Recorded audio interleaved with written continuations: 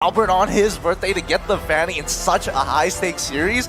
Alright, let's jump into the second part of the draft. We're seeing the Lapu Lapu as well as the Quad immediately banned out here. And if I remember correctly, from Todak's side... Oh wait, hold up. We've got a quote coming in from Vin.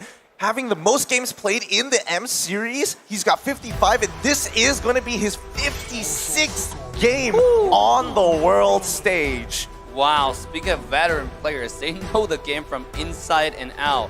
Win being one of the best roam players out there in the entire series. So I want to see what Win is going to set up for us with engages. When you have a full dive with Hilda, Win's going to be a nuisance in the entire Todak's jungle. Especially Todak actually picked into that. Even after Hilda being taken out, they decided to go with Hayabusa. It's a little bit of questionable, leaving Lapu being banned away. Obviously Lapu can do really, really well against Zhongyin lane. So in this scenario, I mean, at this point, what do you think RRQ's going to pick up next? Are they going to even pick up a marksman? Honestly, I think they might hold the marksman off for now. I do feel Kadita might be, becoming a little hotter now. The fact that, you're up against Eve, and at the very least, Popo or Koopa, if you're able to close that distance, you can almost guarantee the kill. Yeah, they need magical burst, so Kadita makes sense, and there you go, just right on cue, Kadita will be picked up. Now, I do want to add that Fanny has a lot of targets, right? He can target the Hayabusa, he can also target the Popo, and of course that Eve is very vulnerable, very juicy target. Now, to close out the drafts here, what are you thinking, Assassin Dave? They need someone that can peel for them. I mean, they do, but at the same time, like, what choices are available, right? There are not too many PO characters, and we're going to have Martis most likely in the EXP lane, since Hayabusa is going to be most likely 99% going to the jungle. When's the last time we've seen Hayabusa being flex picked? Here's the thing. When you say 99%, every time I get flashbacks for MPL MY. God. It might not necessarily be it. We'll have to see at the very end. Ruby gets locked in as well. So you telling me, I'm telling you, it's a little tough to say. What? Ruby could go into the support position. Martis can go into the support position, both of which we haven't seen in a while. Ruby more commonly than Martis, of course. It's still so flexible, and you're right. Well, we'll see. Will it pay off? Will it be pulled off here for our first game? Now, last hero here for RRQ. They have magical burst, they have the physical.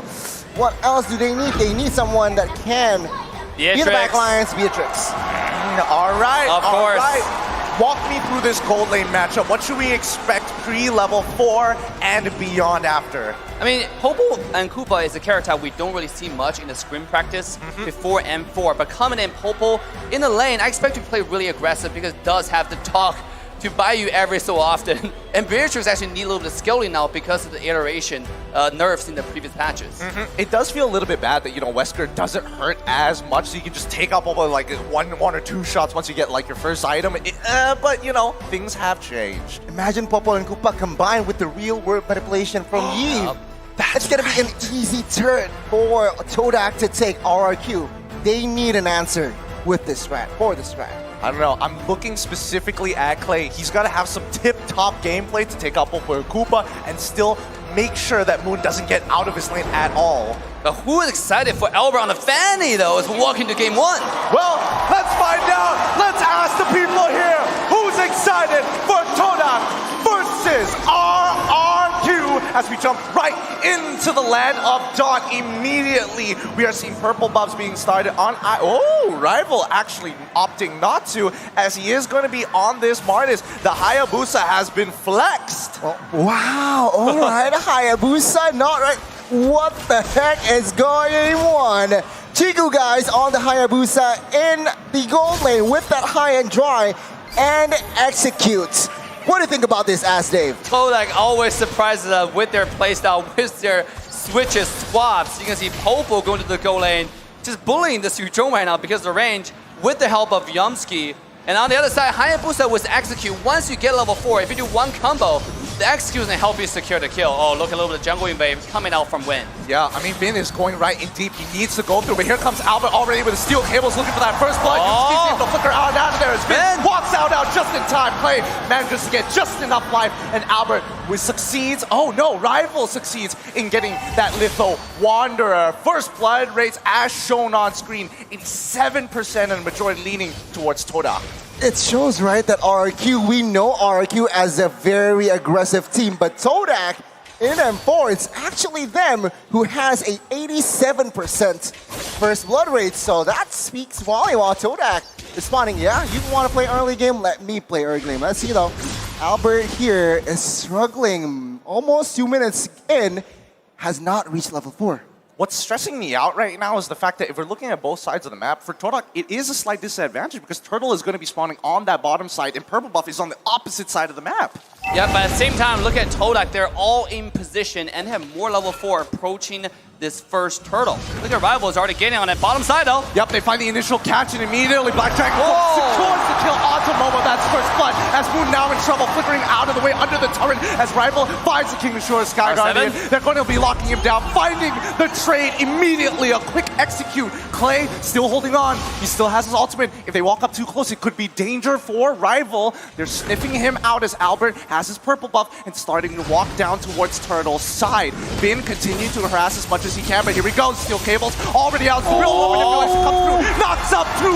Already gets it. Here comes Clay. Securing the turtle and Martis in one fell swoop. Momo is not going to let that slide though as he continues to shoot them down one by one. R7 in the middle of the fight too. Doesn't want to get involved anymore. There's just too many numbers as they back away. RRQ, they lost the neutral objective, but they secured and equalized in total kill points. Todak, yeah, they were forcing the fights, but fortunately the Clay, with the clutch rough waves, they actually managed to find the equalizer. 2 minutes spell check. Item check. Yumski, what a play on a Ruby there. He waited for Albert to come in, and a beautiful execution of skill 2 to stop him mid-flight.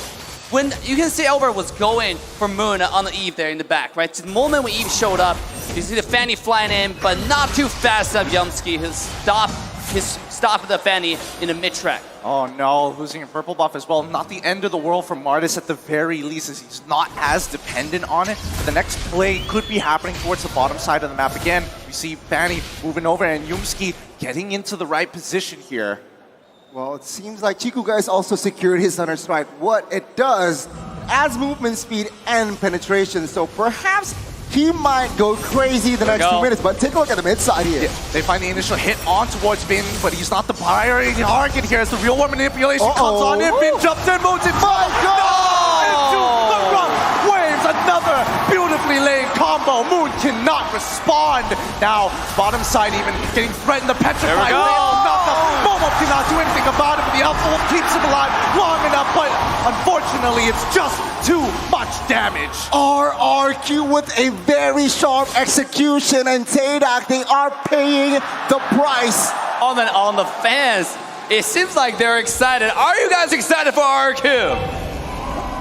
Oh my God. You got your answer. You got your answer, but now here comes the turtle. This is going to be a really important objective for both sides. It's going to be a potential for... No, it's not a 4v4, as Fanny is on the top side, already chunking Chiku down, guys, down to half HP. Bin's going to be starting things off immediately on top of Yumski, but for how long? Clay still waiting for an opportunity. He's getting dicey here. R7 himself jumps in to try to save his teammate, but it's too late. One goes down, and now it's a 4v2. It's not looking good as purple buff is being invaded at the same time, but RRQ have the right idea, slowing this turtle as much as they can until reinforcements show up. The turtle is so low. Martis is able to secure it. Here comes Albert for the 3 in data. Yumski is going to lock him down. Just the cutthroat is able to find his neck.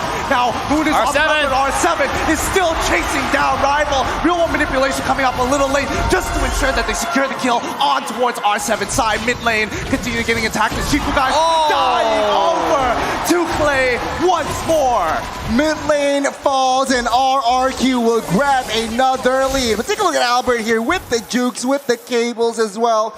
He's able to get out from that, but from that trade, we have learned that RRQ grabbing that mid lane turret, it's not looking good for Todak.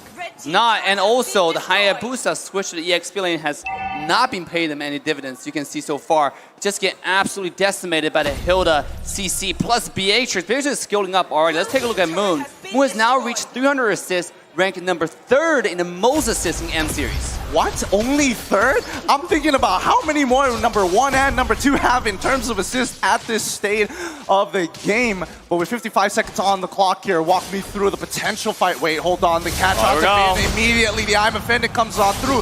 Clay looking for an opportunity to jump into the middle of the fight, but the opportunity has closed. Todak moves back. Snipe coming in for Skylar. Does not connect as they focus back on the waves. RQ, they are now leading in economy here just by a bit. So what it says, Todak, it is still comebackable. But now RRQ, they need to be careful in picking their fights. Take a look at Albert. He is just grabbing jungles, waiting for information given out by his teammates to give the green light. So it's just a very, very sharp and well-coordinated RQ up until now. You got to pay attention to RQ's playstyle. This entire game, when the rest of the team is dragging the attention of Todak, you have Albert just farming and slaying on the side. Not only did he steal buff, he's able to find a pick here and there. This guy is absolutely popping off today. Oh, he got Chiku on a really good timing while he's clearing the wave, and he didn't have the Oki shadow kill, so really nicely played coming in for Albert. This is going to relieve a lot of pressure on that back line.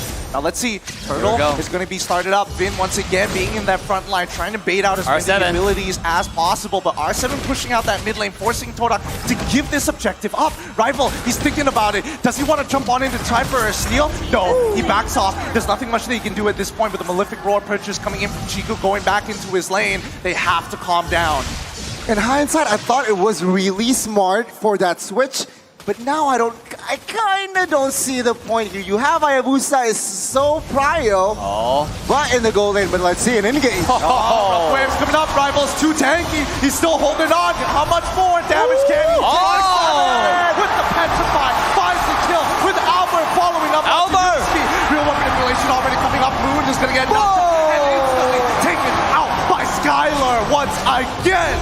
Bang, bang, bang. 3 bodies in the land of Dawn, and RRQ will expand their lead and space with 70 seconds for that first Lord to be up.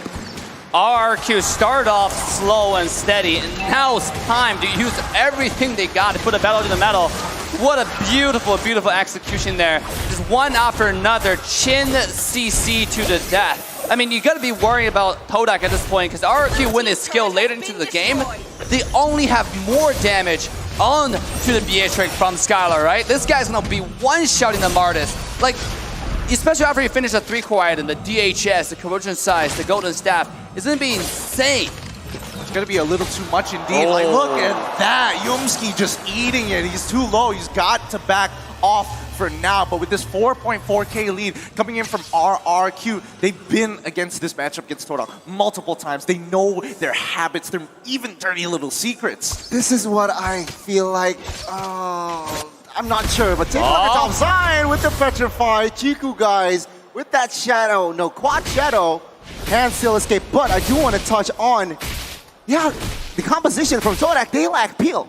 So nobody can really open vision, nobody can really open bushes, because RRQ, now they're ahead 5,000 equipments, and damage output will be evident. All right, let's see as they start the Lord right now. Chiku guys once again getting solo killed by Albert in the top side of the map. Spicy stuff, Albert. It may be his birthday, but right now the birthday boy ain't holding back his punches. The Lord being taken with no issues whatsoever, and Todak unable to walk up close.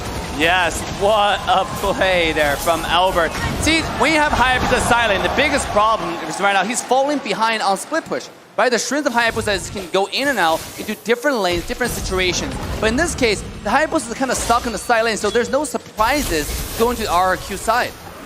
Personally, I want to speak to you, Dave, about this Hayabusa, right? You played a lot of it. You have many games. When should we expect this Hayabusa to really start popping off and actually participating in these fights? I mean, look at the Hayabusa's item. He still has not finished the Blade of Despair. Right now, who can you really kill? Right, Fanny is almost untouchable. Clay is always invisible, right? The moment he shows up is the moment you go to the dark screen, the black and white screen, right? Vin is unkillable as well, so and R7 is only going for a backline. At this point, the Hayabusa's value is only diminishing. And also, to add to that, take a look at the items. Fanny built Dreadnought armor for Hayabusa Shadow kills as well. Wind of Nature also secured by that Beatrix. So again, the power from Hayabusa is just very, very negated. Let's see though, the push. Oh, this is going to be really difficult here. Todak right now falling behind at a 7.7k deficit. This Lord is going to be punching on through. Here we go. They find a hook onto Bin. They secure the kill with a chain CC, but here comes Play. Trying to make the play on towards Momo's side. Unfortunately, does not complete the execution. But the does onto Yumski. Once again, one-shotting Moon and getting back out perfectly as Nibiru's passion is already unleashed. Here comes Momo jumping into the middle of the fight as R7 opens things up and looking to zone them away. 2 members down, traded for 1, and an inhibitor turret falls into the hands of RRQ, extending the lead, but he's not done with it yet. Winds of Nature already popped immediately, and that doesn't mean anything. Chiku, guys, unfortunately the OP Shadow Kill does not do much. A good defense, but a better offense here shown by RRQ. They took the baser top side and they grabbed almost a 10,000 gold lead in economy. RRQ, they are disciplined. They see no objectives on the board, so they back off. Yup, Yumski once again trying to open up the map, getting that information his team so desperately needs right now. And immediately you're seeing the snowball effect coming out from RRQ side. Snipe? Nah, it doesn't connect just yet. I mean, at this point, RQ is playing patiently, right? The conceal play. Here we go. They find it immediately, going for the pop-up play as well. Gets caught out, but 3 go down in return. Immediately, Skylar making the difference and a complete wipeout. RRQ initiate and end the fight. They can end Gideon. They can end Assassin Dave. Take a look at the top side. Minions, they're doing it. They're doing it. It's over already. Nobody's going to be able to get back in time. The wave for even Skylar switching over to Bennett. It's done. That's game 1. Going over to RRQ. Luminous Lord already spotted, but who needs it? GG, well played to RRQ Hoshi. Game 1, it's going to fall to the hands of the Kings of Kings. RRQ Hoshi taking game 1. Why do you let Fanny out for Albert? You know, that is the biggest mistake ever. This guy is an absolute monster. He defies all laws of physics. Go into your base, diving. Usually we expect a step-by-step standard push onto the high ground tower, but when Albert plays Fanny, I can't ignore all of that. I'm just gonna go in 1v5, take down a mid laner, go to the bottom side and fly